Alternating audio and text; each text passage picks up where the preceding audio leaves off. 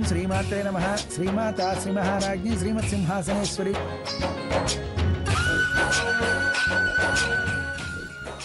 పూజారి గారు, నా భార్య చాలా ఇబ్బందిలో ఉంది. తన పేరు మీద అర్చన చేయండి. తమరి పేరు చెప్పండి. పిఠాపురం స్వర్ణ. మీ పేరు చెప్పండి.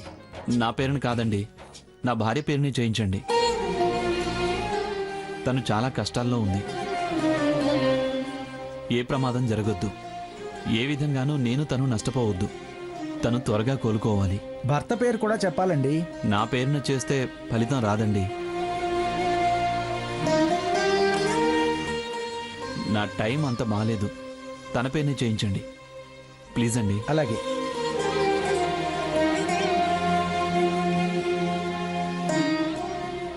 అమ్మా తల్లి,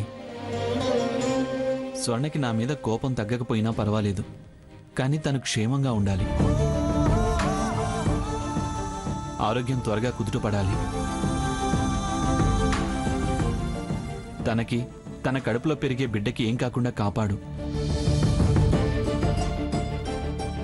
తొలిసారి నాకు నేను ఒంటరిగా నా బాధంతా నీతో చెప్పుకొని చేసిన తప్పులకి క్షమాపణలు చెప్పుకోవడానికి వచ్చాను.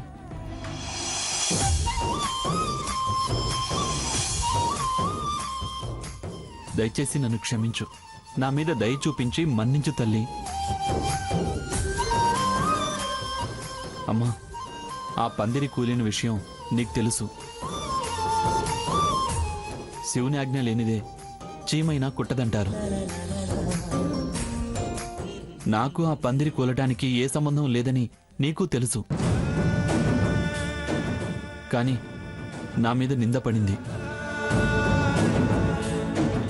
స్వర్ణ అపార్థం చేసుకుంది, నన్ను ద్వేషిస్తోంది, అసహించుకుంటోంది. ఆ అపార్థం తొలగేలా చూడు తల్లి. తన మనసు మార్చు. నాకే శిక్షణ వెయ్యి, నేను భరిస్తాను. కానీ స్వర్ణం నాకు దూరం చేయకు. అపార్థాలు పెరగనీయకు. నా మొర ఆలకించు తల్లి. ఆ బాల గోపవిత సర్వానుల్లంఘ్య శాసన శ్రీచక్రరాజ నిలయ శ్రీమత్ త్రిపుర సుందరి. హారతి తీసుకోండి.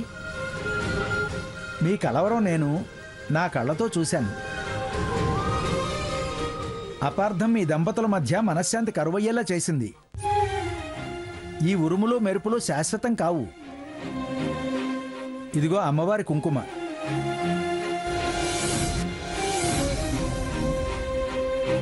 మీ భార్య నుదుటికి పెట్టండి. అలాగే పంతులు గారు. ఇష్టకామ్యార్థ సిద్ధిరస్తు, మనోవాంఛా ఫల సిద్ధిరస్తు.